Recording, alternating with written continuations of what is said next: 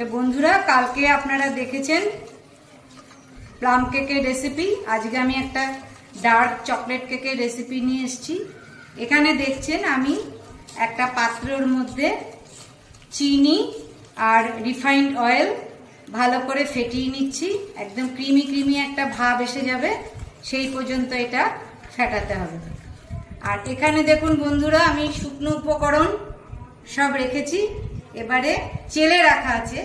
এবারে এই শুকনো উপকরণগুলো আমি এর মধ্যে আস্তে আস্তে মেশাতে থাকবো, আর অল্প অল্প রুম টেম্পারেচারে থাকা দুধ দিতে থাকবো। একবারে দেব না বন্ধুরা, কারণ পাতলা হয়ে গেলে তখন মুশকিল হয়ে যাবে। একটু একটু করে মেশাবো আর একটু একটু করে দুধ দিতে থাকবো। তা আপনারা এই মেশানোটা পর্যন্ত দেখতে থাকুন, তারপরে আমি পরের স্টেপ আপনাদের দেখাবো।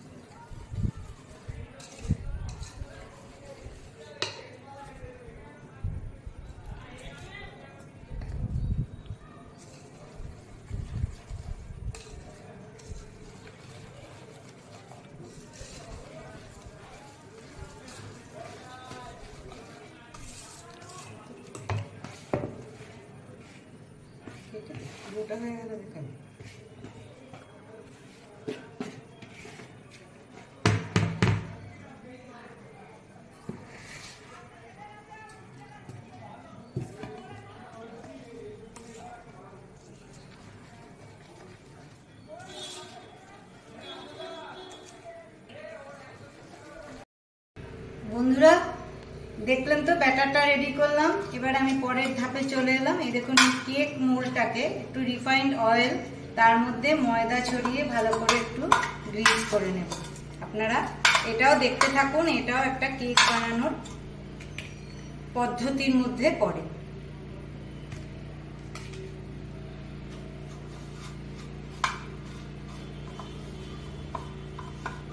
এটা যদি ঠিক মতো না হয় তাহলে আপনি কেকটা ভালোভাবে ডিমোল্ড করতে পারবেন না।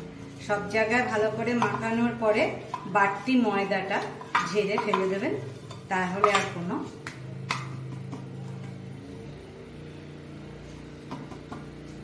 এইবারে মাঝখান থেকে আপনি আস্তে আস্তে ব্যাটারটা ঢেলে দেবেন। দেখুন বন্ধুরা, আমি যেমন দিচ্ছি।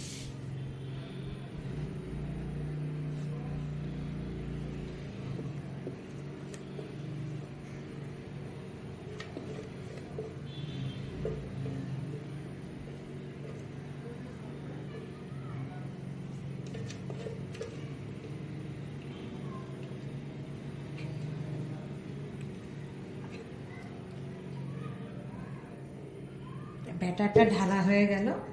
এইবার একটু করে আমি এইভাবে একটু ঠুকে দেব, যাতে ভেতরে কোনো এয়ার বাবলস থাকলে বেরিয়ে যেতে পারে। আর ড্রাই ফ্রুটস গুলো কখন দেবে?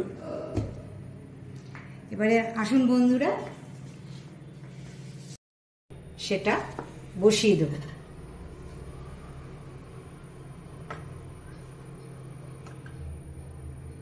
বসিয়ে দিলাম। এবারে আমি ঢেকে দিলাম। আধ ঘন্টা পরে আবার আপনাদের দেখাবো। দেখুন বন্ধুরা, কেকটা অনেকটাই ফুলে উঠেছে।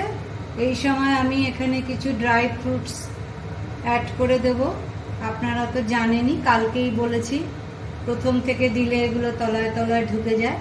সেই জন্য আধ ঘন্টা পরে কেকটা যখন অনেকটাই হয়ে আসে, তখন আমি এর মধ্যে কিছু ড্রাই ফ্রুটস অ্যাড করে দিচ্ছি।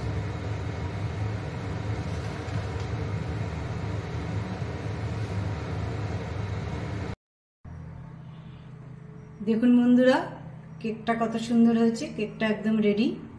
তাহলে দেখলেন তো ডার্ক চকলেট কেক কিভাবে বানায়।